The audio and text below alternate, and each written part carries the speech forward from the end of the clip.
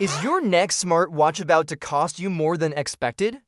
If you're eyeing Samsung's upcoming Galaxy Watch 8 lineup, you might want to brace yourself because a new leak just revealed some unexpected price hikes. Well, we've had good news about the Galaxy Z Fold 7 and Z Flip 7 prices in Europe. The same can't be said for Samsung's new wearables. According to a recent report by WinFuture, the Galaxy Watch 8 and the Galaxy Watch 8 Classic will be more expensive than their predecessors, and the Ultra 2 model will remain the most expensive of the bunch, despite only a few changes. So let's break down exactly what this means. First up is the standard Galaxy Watch 8. It's expected to launch into sizes 40mm and 44mm, and both variants could cost 40 to 50 euros more than the Galaxy Watch 7. If we take the launch prices of the Watch 7, which were 319 euros for the 40mm model and 349 euros for the 44mm one,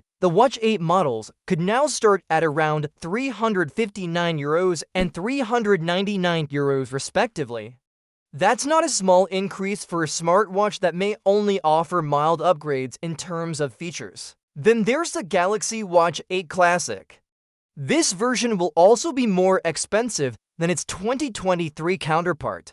The Watch 6 Classic launched at 419 euros, with the top-end 47mm LTE version costing as much as 499 euros. Now, the Galaxy Watch 8 Classic is expected to start at 469 euros and go all the way up to 549 euros for the highest configuration. That's a 50 euro hike across the board. What's surprising, though, is that the Classic won't be the top-of-the-line model anymore. That title will once again go to the Galaxy Watch Ultra, Samsung's most premium smartwatch. And even though the 2025 version, which some are calling the Galaxy Watch Ultra 2, doesn't seem to have a lot of changes compared to the original Ultra released in 2024, apart from new color options, it's still going to cost the same as last year's model, a steep 699 euros. Many assumed that since this year's Ultra looks nearly identical to the first one, Samsung might lower the price, but according to the leak, that's not happening. So while the Classic sees a price increase, the Ultra holds its premium price tag with only a mild refresh, making it the most expensive option in the lineup once again. Now here's something else to think about. Will Samsung continue selling the original Galaxy Watch Ultra after the new one launches? It's unclear. Keeping the 2024 model in stores might help offer a cheaper Ultra option. Is Google about to disappoint its most loyal Pixel fans with the upcoming Pixel 10?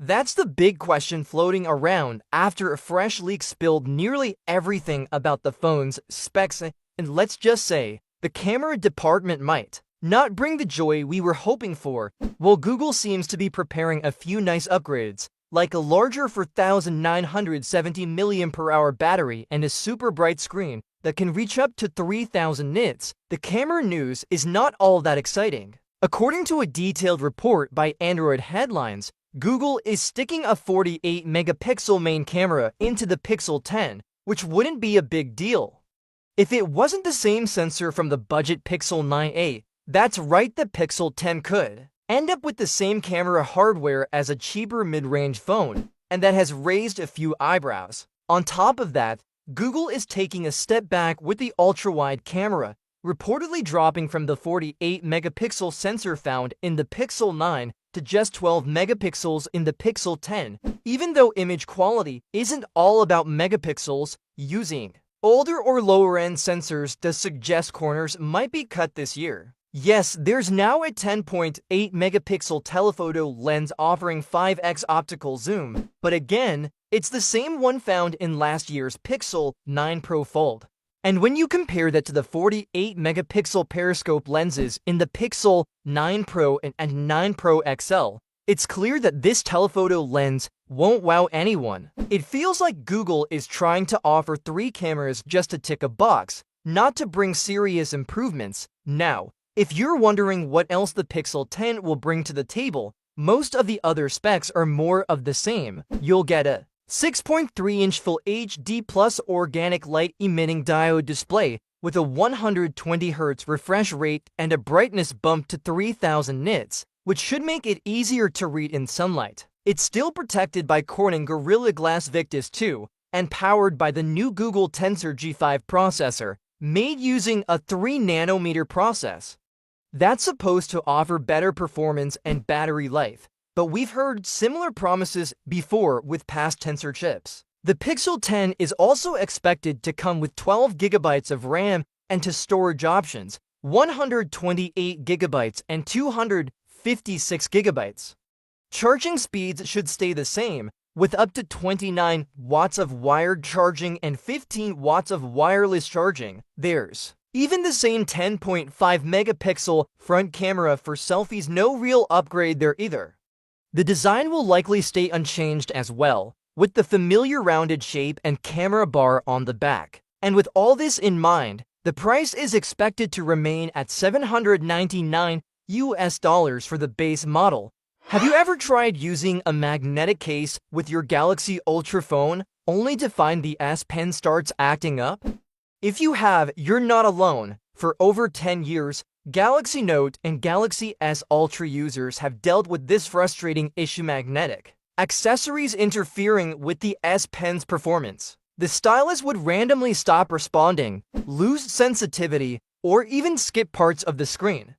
But now, it looks like that's finally about to change.